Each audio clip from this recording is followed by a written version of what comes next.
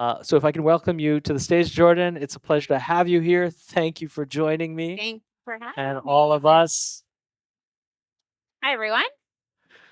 So, Jordyn, you've been here before in a Yes. different space at StartWell. Our first time chatting was really in our podcast studio, I think. It's nice to be back. Yeah, and you're with other people this time. The podcast studio can be intense. It's It just the was two just of the us. three of us last time. Three of us. Poncho, our producer, was there as well. So welcome back. I would love for you to introduce yourself to our audience Sure. and roll with it, and I'll ask you some questions. Okay. Tell me where the virtual audience is too, so I can. Oh, we've got cameras all over the place, so don't worry. They can see us. They're cool. Okay. You all know my name. I am the president of a company called SpeakWell. Don't confuse it with StartWell, even though we do have a lot in common. All about well, Yeah. being well, speaking well, living well. Yeah. Exactly. SpeakWell equips executives and their teams to master their communication skills so that they can really win more in business, in life, in their personal lives, in their professional lives. And our clients range from lean startups, like companies that are raising money for the very first time, to global Fortune 500 companies. My background before pursuing coaching full time, and I've been in the coaching space for almost a decade and a half now, but it was a side hustle for a while. Immediately preceding Speakwell, I worked at a couple law firms. I'm a lawyer by training. And my favorite thing about working in law was being able to distill really complex information and make it digestible to someone who doesn't understand the law. And I loved the persuasive writing element. And then that's about it, which is why I left. I grew up acting in film and television. So that skill of memorizing lines, being able to put yourself into the shoes of someone else, for at that time for me it was a character and now it's the audiences that I'm speaking to. That coupled with the legal training really influences Speakwell's approach. It's about storytelling, it's about connection, it's about authenticity, it's about persuasion. And then I also just have a long-standing history of competitive public speaking, which was my nerdy Competitive public speaking. competitive. I represented Canada at international Does tournaments. that involve gloves being slapped in people's face? No, Okay, it's really just fighting with your words. right. So that's a little bit about me. I'm elated to be back here. Thank you for having me. It's a pleasure. And we're going to talk about the importance of communication. I'll give you some practical tips and tricks that you can bring back to your companies and answer any questions that you have too. I love this Yeah. open, informal forum for that. Totally, man. And I think the thing that I didn't mention to open this is that I think for this first session of the toolkit, the company culture toolkit, such an interesting name we came up with. We'll unpack that later. But for this first one, we want to talk about meetings a little bit. Talk about how people can improve meetings and the meeting experience. That's going to be kind of a theme, I think, between what we're talking about and then afterwards with Michael. So, meetings, better meetings, the context around meetings. Let's start with before the meeting. Do you have stuff to say about that? Yes, I will also say that so much of meetings, so much of the value of meetings and how that you can set them up for success doesn't actually happen in the meeting itself. 90% of a presentation and how well it's going to go, presentations are different than meetings, but they have similarities, is dictated before that presentation. There's so much you can do to prepare to make the most of your time when you're with somebody else. Meetings, I'll get to what you can do before the meeting in a moment, but just to highlight some of the current issues that I hear from some of my corporate clients with their meetings is that meetings take up way too much time. They are draining instead of energizing. Meeting after meeting after meeting, and then people don't have time to do their actual work. And they're expensive. If you think of the salary of the CEO of your company and divide that by how many working days there are in a year, and then by the hour, and how much time he or she is actually spending in a meeting, it's their time. So that's just, let's make sure that our meetings are efficient and productive and benefit everybody who's there. So before the meeting, the first question that I always think of is, who actually needs to be here? And is a meeting necessary? I like this topic because this is the one that's been very newsworthy in the last couple of years, right? I don't know. My take on Zoom this, fatigue, yeah, the whole yeah, yeah, you know, post-pandemic stuff. in the startup ecosystem, we also, of course, actually, Hassan, you can leave it on because the cameras are corrected to having it on right now. Anyway, thanks. Um, but yeah, with this whole thing of like, Shopify CEO announcing meetings are dead, we're getting rid of our real estate, we don't do meetings and we don't do office, and it's the most horrible waste of time, and then having to double back on like, well, we have some offices and they're going to be meeting rooms from now on, and that didn't get covered in the news as much as the first announcement that did. But yes, it's true. How do you gauge who should be in a meeting? Well, ask yourself what the objective of this is. If it's simply to relay information, can that be done in an email? Can that be done on some sort of mass broadcast? Is it a conversation that maybe is dealing with some sensitive subjects and it is better to, in fact, have it in person, even if you're just relaying information? Is it a one on one dialogue where really there's only one decision maker and only that person needs to be included in the meeting? Do you need to bring the entire team in? Can this be a phone call? Does it need to be a Zoom call? I do so many phone calls now, and it is so freeing. Yeah, going back to 1990 style, I guess. But that's my thoughts on, does a meeting, first and foremost, does a meeting need to happen? Yeah. Then, okay, if so, let's prepare to make that meeting as successful as possible. And what are some things that you can do? Well, highlighting the objective of the meeting. We all need to have a reason for meeting. There is no worse feeling than arriving and thinking, what are we here to talk about today? Has that happened to you a lot? No, because I make sure it doesn't happen. Okay. But you never want to be in that position, because then it's a waste of everybody's time. Were there materials in advance that you can distribute so people aren't flipping through the deck as they're sitting around the table? That's a waste of everybody's time. Also asking yourself, okay, what is the agenda? What is a realistic scope for the amount of time that we have allotted for this meeting? Is it going to be a massive decision that's going to take hours of negotiation? Mhm. Is it a quick discussion? Is the purpose to brainstorm? Is the purpose to arrive at a particular decision? So getting super clear on the objectives, the scope, the people who ought to be there, and how much time is necessary. That's vital before the meeting. And then sharing that information with the people who are invited so that they have a heads up and they can do their own preparation. So everybody arrives at the table ready to chat. It's super interesting because I think, and this came up in our preparatory calls for even this sort of meeting. It was that I'm very much an off the cuff person, like in the sense that I don't prepare all that much for conversations with people because I have, like 20, 30, 40 conversations a day. Um, wow. Yeah, I'm like talking all day long. It's pretty crazy. And yesterday I was in a podcast for 2.5 hours. 2.5 hours, and we had tons more to say. Um, so it's very interesting to think about things as being, intentional, and spending the time to plan. But at what time? I know this sounds like a stupid question, but how do you balance the time spent on preparing versus the time spent in a meeting? Is there any correlation, or what's a rule of thumb for how invested people should be in preparing? I think it's completely contextual, Okay. and everybody prepares differently. So the facilitator of the meeting will probably spend a little bit more time than some of the attendees or the participants in the meeting. Mm. Depends on the industry, depends on the prep required, depends on the objective of the meeting. But to your point, people have different styles of preparation. Some don't really feel the need to prepare at all. Yeah.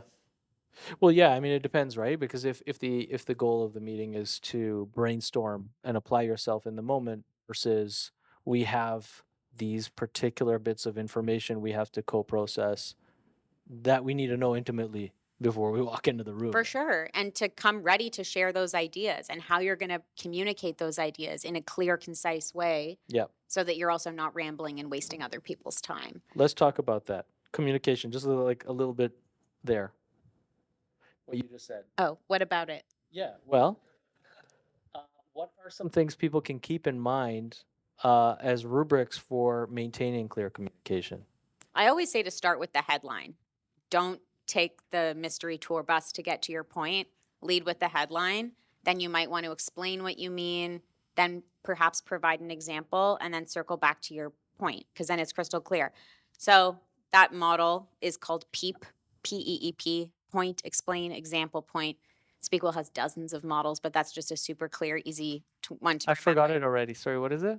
Point, Yeah. explain, Okay. example, point. Okay.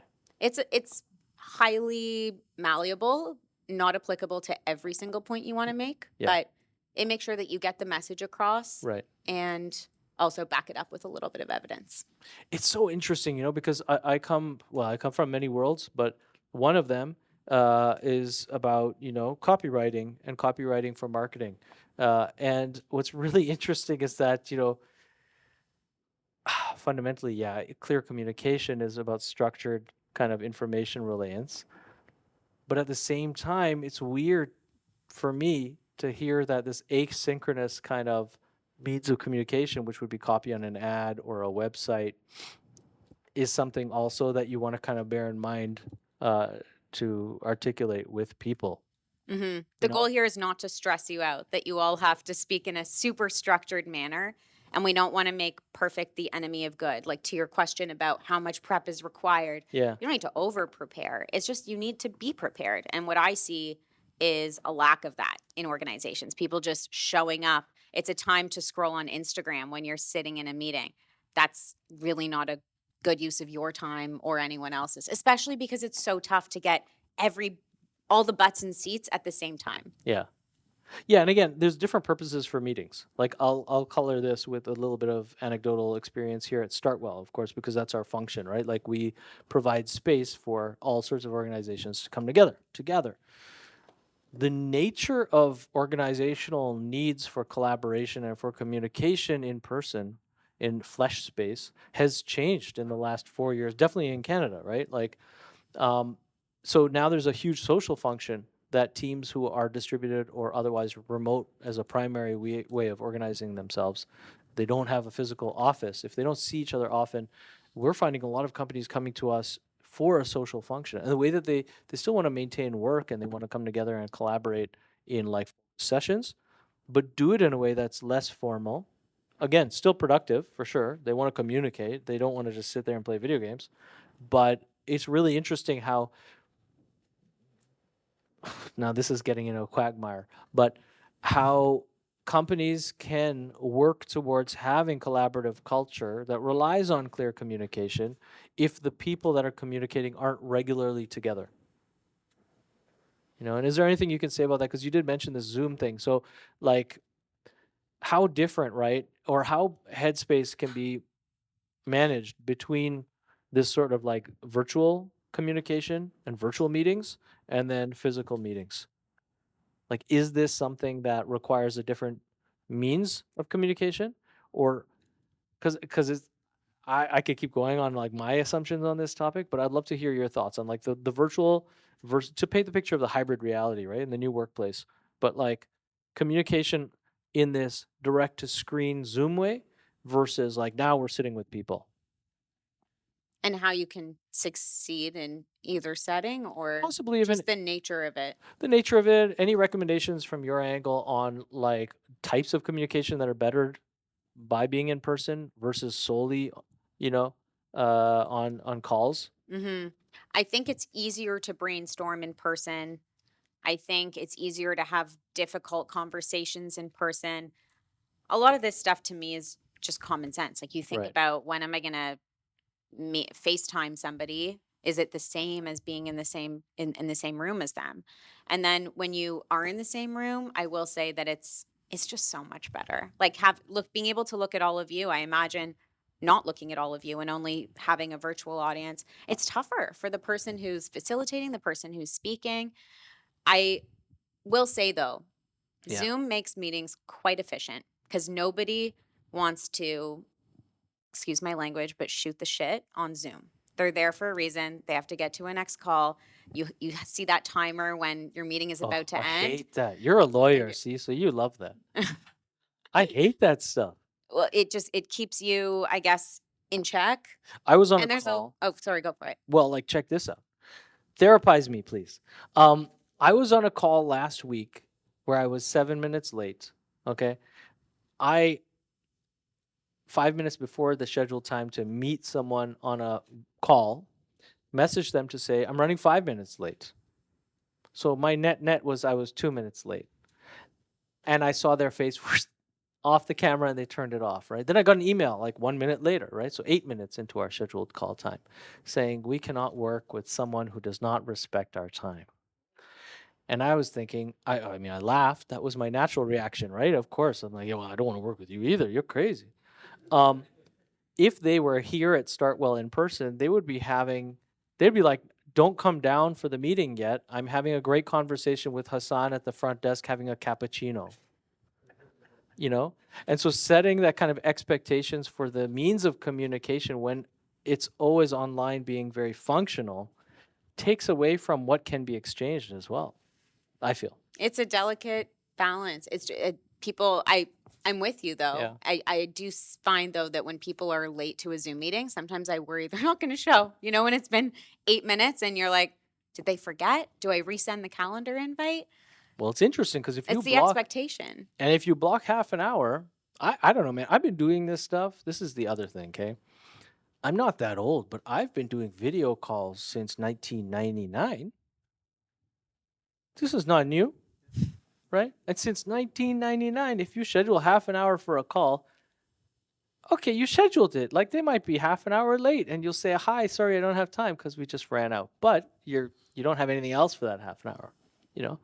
But that's not anyway. I don't think that's people's read on it these days. Um, okay, so we talked about time management. What about intentionality in a meeting? You're there, you're together. Let's just talk about face à face in real life. You're together with people. How can you be better in a meeting at interrelation? And what's the relation? I guess what's the relationship between being there together and being present together? Let's say it like that. Mhm. Well, active listening is a key skill Yeah. in terms of being intentional and being present. It's I think it goes both for the facilitator of the meeting as well as for anyone who's a participant in the meeting. When I think about the fi- is this more of a question about intentionality or about engagement? You tell me. Roll with it. Whatever. I will Intentionality. okay, Intentionality. I will interpret this as about being intentional. Yeah. Staying on track is really key. Making sure that you have that roadmap at the beginning, relaying the agenda. And Yeah. then as you move through the agenda, I mean, this is Michael's areas of expertise. So he's going to speak to this, I'm sure, more than I will. But it's okay. We just finished the first part of the meeting where we were giving you some context on what happened last week. Now let's move on to the decision making portion. It's that signposting along the way that keeps everybody in check and their intentions in the room as well. And just really conducive to a more productive conversation. Mm-hmm. Now, to shift toward being intentional and also impactful Yeah. as someone who's present in the meeting, that's where I would hint at the skill of active listening Okay. because Break it down first. What is active listening?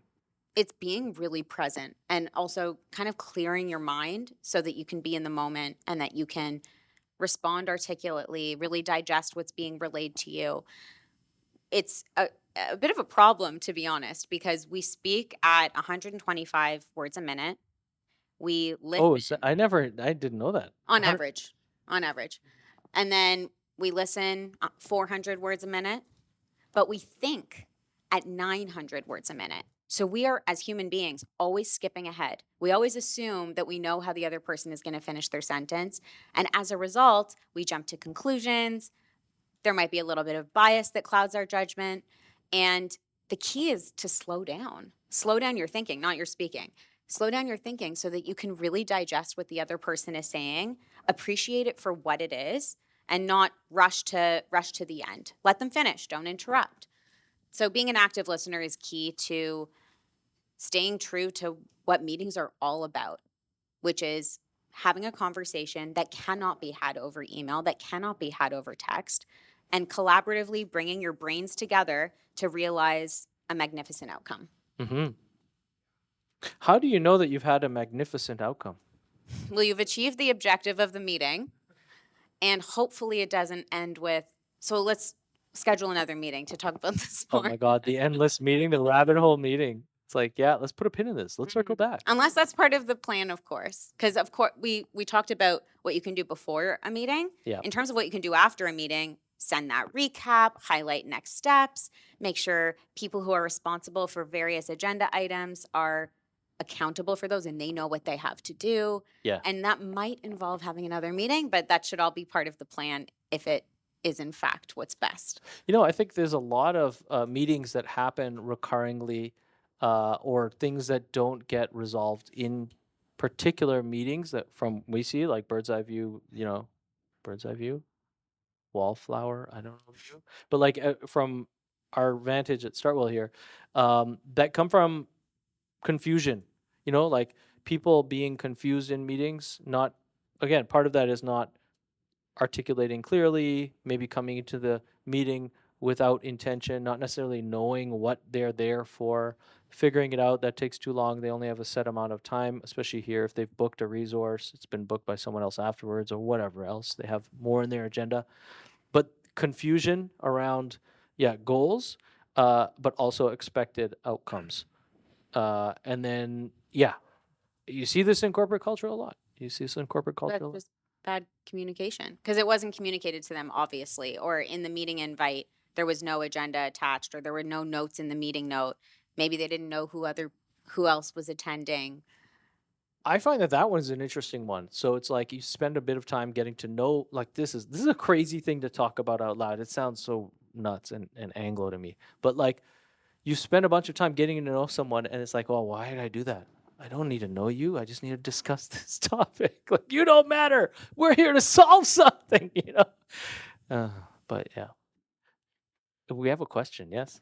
Right. The question is just for the recording and for our audience, just that's not in the room. Uh, Correct me if I'm wrong. What I heard was, as a creative and someone that's doing work that may need explanation, that you assume you won't need to explain. People might be confused because they want you to be more succinct, because perhaps even what you're talking about they don't conceive. It's not even about the specificities of the project or something that you're going through as a list. They might just not be on the same page as you going into the meeting and then be struggling a little bit to figure out how to apply themselves. So that do you have anything to add on that kind of a situation? Well, first, I'm sorry that's, I think, not to generalize, but creative industries are very loose and sometimes people are, it's just very different than corporate culture. What I would say is one thing you can do, and I know you've exhausted many options, is to put some of the onus on them in the preparation. So it's sending an email. Please come prepared with A, B, or C. I know you've done the calendar invitation thing, and solicit a response to make sure that they've done it. And then maybe even instilling a little bit of accountability on their end, which will also increase engagement in the meeting.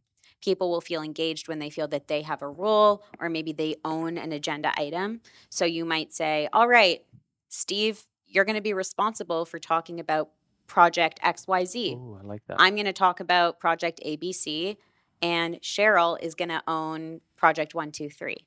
And then everybody knows why they have a seat at the table and what their role is and why they're there. That's interesting, actually, like, instilling this participatory culture in a meeting. So it's not just about like two sides are exchanging information. We're all here together. That's very cool. I hope that answers your question. I don't know if it'll solve your problem, but it's worth a try. Yeah, we have another question. Oh, and there's a mic. There's now a mic. Oh, thank you. This feels like a lot of pressure now. So I really like the PEEP point that you mentioned, like leading with a point and coming back to the point, which makes a lot of sense. But in my current role, I'm doing a lot of influencing at the moment within teams because we're in a transitional phase and people are very much on different pages. So that's what I'm doing a lot. So I feel like I can't lead with a point because a point is very much against what they are thinking, or it's a change in the team which I feel like there is a lot of reluctance in the team for. So how would you recommend communicating in that sense? Because I know leading with a point is just going to set me up for failure, because they would disengage to listening to the explanation and the example that's following after. Yes. So I'm happy that you brought up that alternative context where people are not necessarily bought into that point, or really influence and persuasion is the goal. I would start with an active listening exercise, which means asking open-ended questions and gathering as much information about your audience and their values, their motivations, their needs, their frustrations from the outset, so that those actually become your talking points. You ask them to unpack them with short, open-ended questions like, how so? Or, really, tell me more about that. What's an example where you've experienced that before? And then you draw on those and say, I think I might be able to help you. And if you come from the angle of service and helping as opposed to selling, that is the structure that I would recommend in order to win them over, because they need to believe you. And gaining that trust from the outset is paramount. You're welcome. Cool. Anyone else have questions? All right. I have at one point, so like on this idea of being on the same page and making sure that people kind of can communicate, it's a tough thing. It's a tough thing, especially if you're meeting people for the first time, to ensure that like you can communicate clearly with them, you know, and cross organization or between multiple organizations. If you don't work together and you don't even share the same nature of work, if you're in the creative industries and they're a granting body, or there anyone else that you're meeting with. So I think this is kind of funny. I know this is like a bit ESL, okay, but for me, if you have clicker, let's play a game. If you have something to say and you don't say it simply, this is that whole copywriter analogy that I had, and you know, and you speak in ways that I do, you confuse people. So I'd like everyone in the room to just like on the count of three, I'll count to three, just say this with me, this sentence, okay? In quotations. 1, 2, 3. Difficult discourse deadens dreams. Wow. You know? This is weird. Do you like my sentence? Let's say it again really, really quick as you can. 1, 2, 3. Difficult discourse deadens, right? Alliteration, that's a problem. You know, it's tough. The words, there's consonants in there. There's around. There's all these dead ends. Okay, very complicated. Like are people gonna remember that? I mean, my 6-year-old would, you know, because she loves this stuff. But what about this one? Hard talk is soul crushing. You know, like hard, or that's probably not even linguistically correct. I don't know. Is that good English? Hard talk, like hard talk is a thing. Soul crushing. So I think like speaking in a way, does that make sense? Let's say with me on count of 3. 1, 2, 3. Hard talk is soul crushing. Right? Da, da, da, da, da, da. It's fun.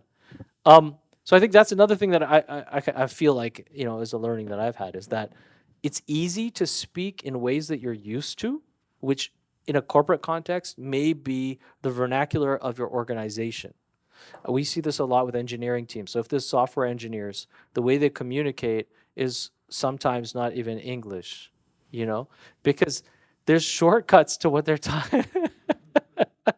You know, and especially if you're talking in with the lexicon of like, you know, I don't know, what are the verbiage, but like if you're basically making references to code and, you know, scaffoldings and architectural terms, and then you go and speak with the marketing team about how to sell that software, you know, they're going to be like, yeah, what is it? So speaking in clear ways helps and levels the playing field, right? Mm-hmm. Always cater. I always try and cater to the common denominator, like the bottom of the totem pole, because there's nothing worse than something going over your head and then you think you sound smart, but no one understands you anyway. And here's a lesson from search engine optimization, SEO. This is crazy, guys. In Canada, the indication by all SEO experts currently, including Google's own published documentation that recommends how people should be writing copy to be indexed correctly by the algo in like the Google search algo, is like write for grade 6 English at max. Max. That's a bit scary to me, like as a social critique. You know? Like if you're speaking so simply that you can't perhaps articulate complex things, you know. Anyway, I'll leave that there. Thank you. Thank It you. was a pleasure chatting. Anyone else have any questions? I'll be here for a little bit, so please feel free to approach me. And I will say there are so many more resources that I'd love to share with you. I shared like 2 frameworks out of what I can probably think of hundreds. So anything related to even AI public speaking coaching that will simplify your language or make it more complex if you want it to. Yep. Things around structure. Speakwell has bots essentially that will prompt you to make sure you hit certain points in your meetings. It will catch your filler words. It will tell you if you're speaking too fast or too slow. It's absolutely amazing. So technology can be really, really helpful in meetings. That's number 1. And then number 2, there's that human touch component. So if you want to speak to myself, a coach, somebody who specializes in public speaking and communication, I will be sitting right there for a little bit. Yeah, Thanks and of for course your having me. website is just speakwell dot. No, I wish. It's Oh. letspeakwell.com. Let's speakwell.com. Yeah, let's. Awesome. Okay, thanks again. Thank you, Cass.